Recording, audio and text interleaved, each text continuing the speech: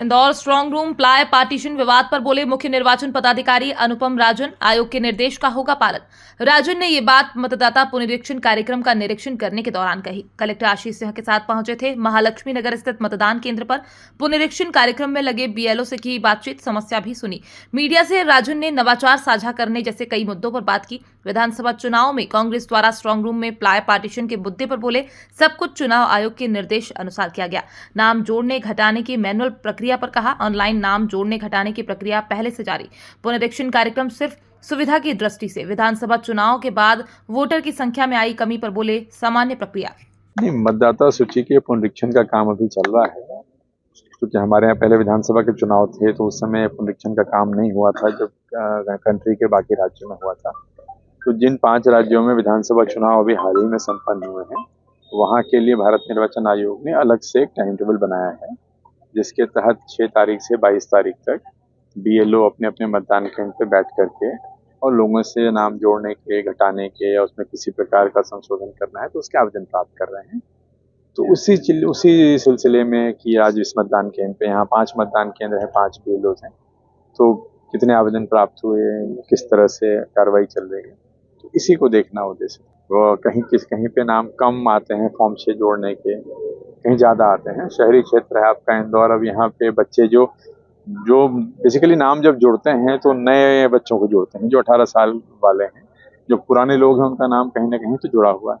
तो इंदौर में खास करके जहाँ भी हम खड़े हैं तो इनका कहना है कि अधिकांश जो बच्चे हैं जो कॉलेज के बाद या 12th के बाद बाहर चले जाते हैं, फिर भी प्रयास कर रहे हैं हम लोग कि घर घर जा करके भी संपर्क करके ऐसे सभी मतदाता जो इंदौर के हैं जिन्होंने अभी 1 जनवरी 24 को जो लोग 18 साल के हो गए हैं, उन सभी के नाम मतदाता सूची में आ जाएं ताकि आगामी लोकसभा चुनाव में वो सभी लोग अपने वोटिंग राइट्स का उपयोग कर सकें। नहीं, विधानसभा के बाद मतदाता कम नहीं हुए हैं, कोई आरोप नहीं लग रहा है।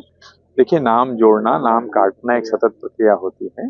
कभी फॉर्म 6 के माध्यम से नाम जोड़े जाते हैं, फॉर्म 7 के माध्यम से नाम हटाए जाते हैं।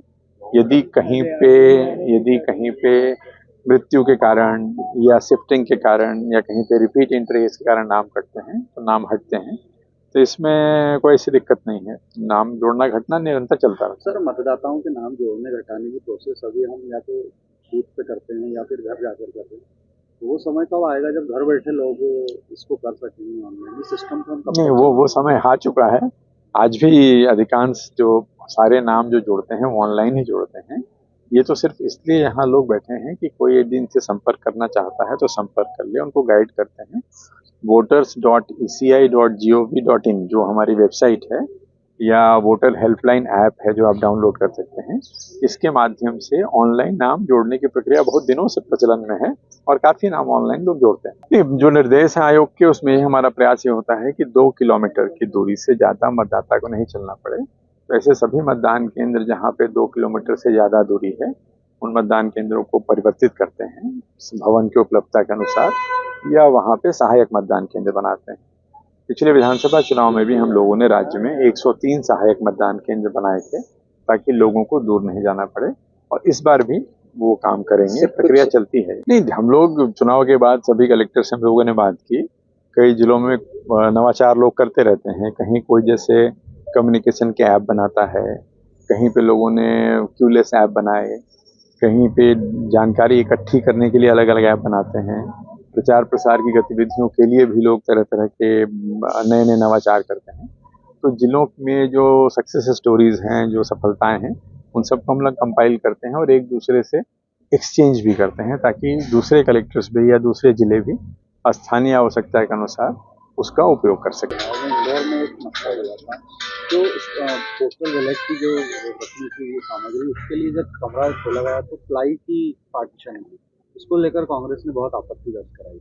तो इस तरह की चीजें आगे लोकसभा चुनाव में ना हो, उसको लेकर नहीं, स्ट्रांग रूम के स्पष्ट निर्देश हैं। स्ट्रांग रूम में ऐसा नहीं, मतलब प्लाई की पट्टी हो या मुख्य बात होती है कि जो मतपेटी है या जो पोस्टल बैलेट है उसकी सुरक्षा की।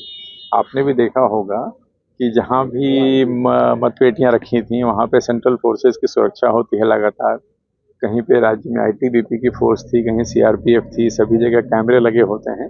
तो इस तरह की कहीं कोई चिंता जैसी बात नहीं है और मैं आश्वस्त भी करता हूँ स्ट्रांग रूम को लेकर के जो आयोग के निर्देश है उसका पूरा पालन किया जाएगा।